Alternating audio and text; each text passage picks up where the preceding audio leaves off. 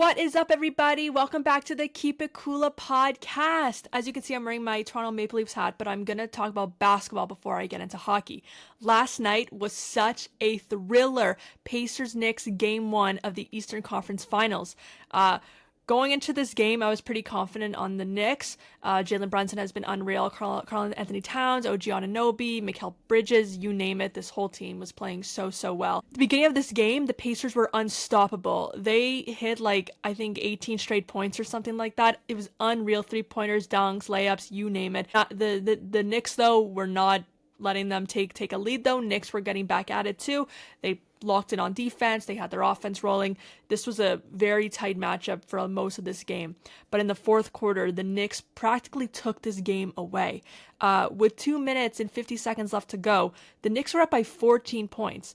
Fans are celebrating. Social media is going crazy. Knicks players are celebrating. You see Towns yelling at the crowd, hyping them up. This game looked over. And before this Pacers game, NBA teams were 0 for 970 when they're down by 14 points or more with only 2 minutes and 50 seconds left of regulation in the playoffs for the past 27 playoffs. However, the Pacers made history because now that record is 1 for 970 because the Pacers somehow got the win. Everyone on that Pacers team locked in non-stop threes. I gotta give a huge shout out to Naismith for hitting, I think, 6 3-pointers with just a couple minutes left to go in this game. This whole team locked in. Defense, Brunson had nowhere to go on offense. Tons of turnovers on the Knicks from so many of these guys. Locked down D. And the Pacers were hitting every shot they had. Okay, 3-pointers, dunks, layups, fadeaways, you name it. Reese then got the ball. Okay, they are down by only 2 points left in this game. Something I don't want to forget to say is that the Knicks missed a lot of free throws in this fourth quarter. Especially in the last few minutes, Carl Anthony Towns and OG Anunoby missed free throws, which could have saved the day for them.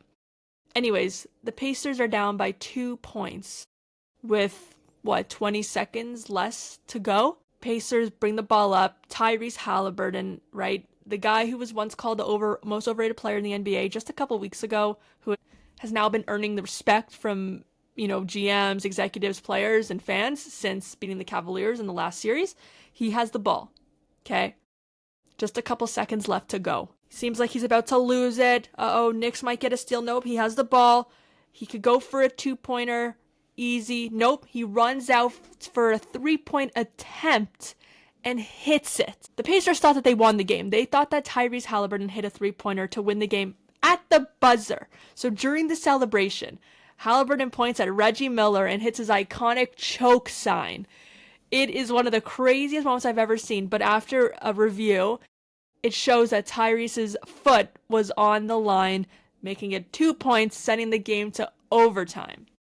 So now I'm thinking, oh my gosh, if the Pacers end up losing this, that video of Tyrese doing the choke sign is going to go viral. He is going to be memed. He will never earn respect because he's already being told he's overrated. He's already told he's corny. He's this, he's that.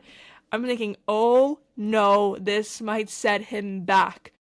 Anyways, the Pacers looked great in OT. Naismith, Halliburton, Siakam, all these guys locked in. It was a fantastic OT on both sides. But Jalen Brunson, man, listen, Brunson is the most clutch player of this NBA season. But last night, he was not clutch. He had the chance of tying up the game with a 3, and it airballed, okay? This ball airballed, okay? You're Mr. Clutch Player of the Year, and you're going to airball in the Eastern Conference Finals?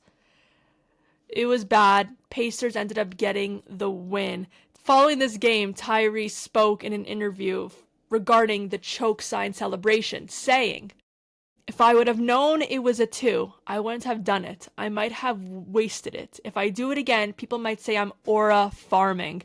I would say yes and no. Honestly, if he does it again, if he makes a comeback like that, and he hits a game winner like that too, I think that would be so sick if he does it again. You know what? He kind of goes with it with this whole corny narrative that guys like to call him.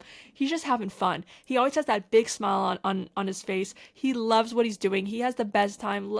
Let him do the choke sign again. I don't think it's aura farming as everyone says now. I think it's totally fine, and I think last night really shows how insanely good Tyrese Halliburton is, and the overrated conversation has to stop. What a crazy game. Pacers scored 23 points with just over 3 minutes left to go in regulation. Naismith went 8 for 9 in 3-pointers. He really showed everyone what he's made of. One of the best playoff performances I think I've ever seen. He scored 30 points. Definitely one of the most unexpected playoff performances I have ever seen, and possibly of all time. Just absolutely unreal, and the Pacers really showed us who they are. I think the Bucks series was, a lot of it got overshadowed by the whole, Tyrese's dad against Giannis. No one, and also the Bucks didn't really stand a chance considering they lost Lillard. It was really only Giannis who was playing well in that series. And then with the Cavs versus Pacers, there was a lot of injuries on the Cavs. So I think a lot of, fans and insiders and just people in the media kind of said, listen, the Pacers had it easy there because the Cavs were injured for a lot of it. But now, last night, a fully healthy team. Everyone was healthy on that Knicks team. Pacers got it done, and Halliburton deserves respect now. All right, moving on to hockey. The Maple Leafs. The Leafs are gonna Leafs, as I said a couple of episodes ago. The Leafs are gonna Leaf, and look at what they did. They lost in Game 7 at home. My issue too, though, with this loss was they were terrible in Game 7. This was not a Game 7 performance whatsoever. They got blown out at home. Leafs fans were booing, throwing jerseys on the ice. It was a bad look. This game ended 6-1 Panthers in Toronto, Game 7. The Leafs just don't win in Game 7s. It's just a fact. They don't know how to get it done. And this year I really thought it was different with the kind of team that they have with Matthews and Nyes and Nylander and Tavares and Marner. They look like they could actually get to the Stanley Cup Finals, or at least the conference finals. But nope, they went down in a very embarrassing way. Look, I look back at that 2013 loss against the Bruins. They choked. But at least they showed up for most of the game. They choked, and it's one of the worst losses I have ever seen in sports. It's what made me give up on the Leafs for a long, long time. It was heartbreaking. I was, 11 years old. I was crying. It was so upsetting. But this game with the Leafs loss on Sunday was the fact that they didn't show up at all. There was no playmaking whatsoever. So, listen, I think it's time for a change. I've been saying this for a while that Matthews needs to go. He's not going to go right now, obviously, with his contract, but the Leafs are definitely not going to get Marner back. I think it's extremely unlikely he is going to leave. I think it's honestly best for both parties. It's hard, though, to see a hometown kid leave, someone who's been here for his entire career, and he's from Toronto. But I think it's best for him to leave. Where is he going to go? That I don't know. Also talks about him going to the Islanders or the Hurricanes. A little bit of the Rangers, actually. I'm hearing a little bit of that, but that's also because I am a Rangers fan as well, so I see that more on Twitter and whatnot. Marner's definitely leaving, and I think Tavares, it should be done. I think the Leafs' time with Tavares should be done. I think it was a good experiment. It had its days, but I think those days are probably done. I don't know if they're ever going to have a great squad like this again, but look at all these other teams like the Panthers. Last year, they weren't necessarily they're not seen as a super team, right? They were not seen as a super team whatsoever, but they just have guys who can win them games, right?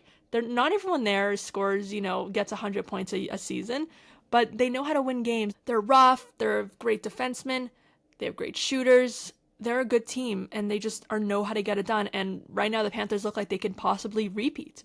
So the Leafs need to not stick with these super teams for all this money, and they need to get these, 1 year guys, maybe little rougher guys who know how to win.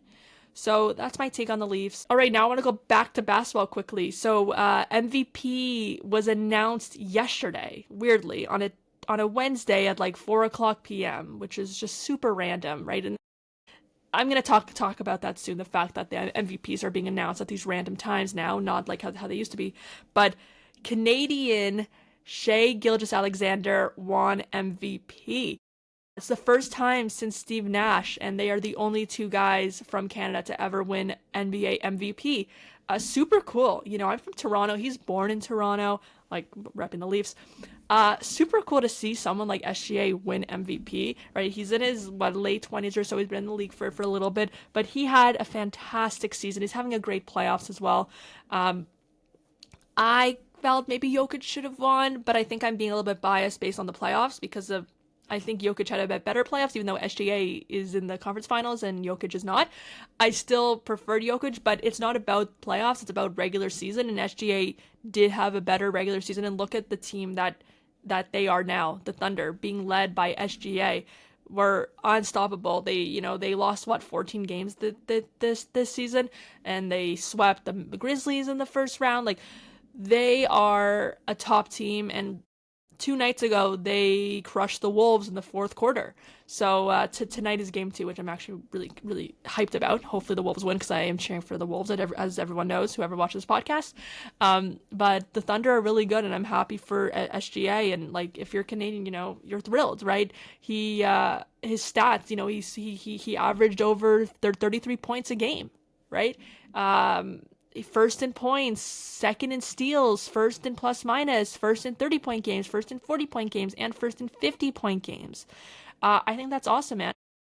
But the thing that I am having an issue with, and a lot of people agree with this, is the fact that we're now announcing NBA MVP on random Wednesday afternoons during the conference finals, right? What happened to having this glorious moment of finding out you win and having a beautiful press conference like Kevin Durant had, or Westbrook when he won at the award show? Now we're having SGA roll up probably after practice, giving a little speech, and that's it, right? We're never going to have another Kevin Durant moment, where he's crying about his mother, calling her the real MVP. We're never going to have one of those moments again. We need to start doing what the NFL does, right? We need to have these beautiful moments. We need to have a real award show again, and to actually honor these guys, because it's like you forget that SGA won MVP. It's the conference finals. No one's thinking about it. Do it either before or not, do it either before the finals, or do it in the off season, or do it right before the playoffs. It's so crazy to me that it just happens in the middle of the conference finals on a random afternoon I see on Twitter, right? Where is that excitement? So let's bring that back. All right, now I'll do a little bit of WNBA talk surrounding Caitlin Clark and Angel Reese. There's been a lot of discussions going on about those two and their rivalry, but also the fact of how fans and media and viewers have been treating both of them. So what happened was the Indiana Fever were playing the Chicago Sky. Caitlin Clark was not happy because Angel Reese had a hard foul on one of Caitlin Clark's teammates. Right? That's a normal reaction. You yell foul, no foul, okay. Angel Reese then gets the ball, and Caitlin Clark gives a bit of a shove to Angel Reese. It was aggressive, and there was the right call to call a foul and a flagrant. And Angel Reese gets up and starts trash talking at Caitlin, and they have to hold Angel Reese back. It was a scene, right? There's been a thing of their rivalry for the past 2 years, of the fact that, Angel Reese did this in front of Caitlin Clark in the national championship game a couple years, 2 years back, and then last year's rivalry between the two. But those two have said that it's all love with each other. It's good for the game, right? I don't know why people have such a hard time about two women having a rivalry in sports, right? You see it in the NBA. Right? We see guys going at it at each other, trash talking. We see fights. We see punches being thrown. We see real rivalries. And that's what we love about sports, right? We love how passionate they are, how aggressive they are.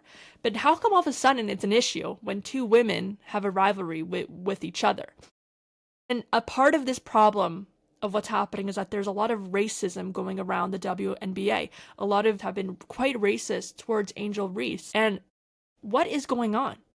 Why is this happening in sports? You're gonna be throwing hatred at Angel Reese because there's a rivalry going on, because she's competitive, because it's good for basketball? What is going on? Like, these people, These people who decide to have hatred in their hearts at these games should be banned from every game. Why are you attending a basketball game? The amount of hate Angel Reese gets every day is absolutely awful, right? She's just trying to be a basketball player, okay? She's just doing her job playing basketball. And she is great for TV ratings, right? Everyone says, oh, it's a one-sided rivalry. Who cares?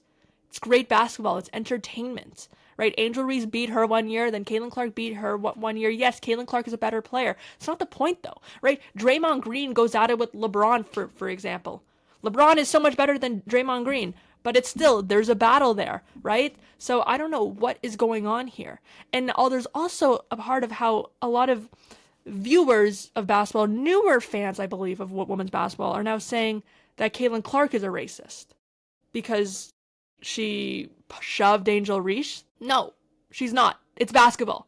That's what you do. I played basketball since I was a little kid and throughout high school, right? You get aggressive. You get aggressive with anyone you are playing. That is basketball, right? You push, you shove, you do a little trash talking maybe. That is sports. Like, this is the WNBA. This is not a middle school league. This is the WNBA. You are going to get aggressive. You're going to get flagrant fouls. You're going to get fined for trash talking. You're going to push. You're going to shove. You're going to fight. It's sports. It's the national sports. So I don't know what is going on both sides. People calling Caitlin Clark a racist is wrong. And then there are people who are being racist towards Angel Reese, which is so wrong. So everyone just needs to stop and start watching basketball for basketball, right? Let these rivalries happen. Okay? Let these girls go at it a little bit. What is going on? Like, I'm so confused just as a woman who loves sports and played sports my whole life. I have never seen this before. I've been watching the NBA for I don't know how many years. Have I ever seen a race war happen because two guys were pushing and shoving in a game? What is going on? So you know what? This all has to stop. Everyone needs to stop with the hate. There's just so much hatred. Why are you bringing your hatred in your own life into basketball where there should be zero hatred, right? There's rivalries. Let the girls play. Let's watch sports and let's just be respectful to one another, okay? The racism has to stop. The hatred has to stop. Angel Reese gets so much hate for zero reason, okay? Enough. But anyways, the WNBA has been great this year. Other than that, Caitlin Clark has been looking so good. She's looking her best she's honestly ever been. She's clearly been training this offseason, came out with a bang this season over last year, looking great. Paige Beckers is in the league. She was the first overall pick. It's great seeing her in the WNBA.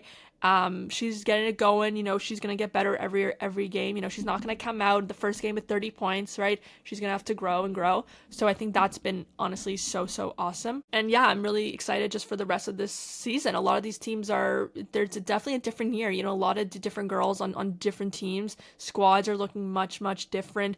I think the Fever look great. I think they're probably in the top teams that are contenders this year with Caitlin Clark, and she's gotten so many stars around her now.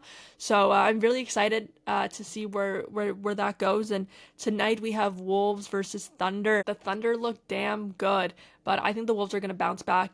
Ant needs to lock in. A lot of them need to lock in, and I think that they can. And lastly, I do want to talk about the NFL really quickly. It was announced that NFL players will be allowed to play at the Olympics in 2028 for flag football. That is absolutely crazy to me. And I feel bad for anyone who's going to be playing against Team USA because look at the star power, right? Look at the star power on that team. The top guys in the NFL are American. I think, let's say about 90% of the NFL is American, okay? There are some great Canadian guys as well, don't get me wrong, but come on, the NFL is powered by Americans. So the fact they're going to be in the Olympics and flag football is going to be absolutely crazy. I know some people have different takes, whether this is good for the Olympics or bad, and also if this is bad for NFL players, because you can still get hurt playing flag football, right? You're not getting tackled, but you can get hurt in many different ways playing. So teams might be a little bit nervous about sending their star players to the Olympics, right before training camp.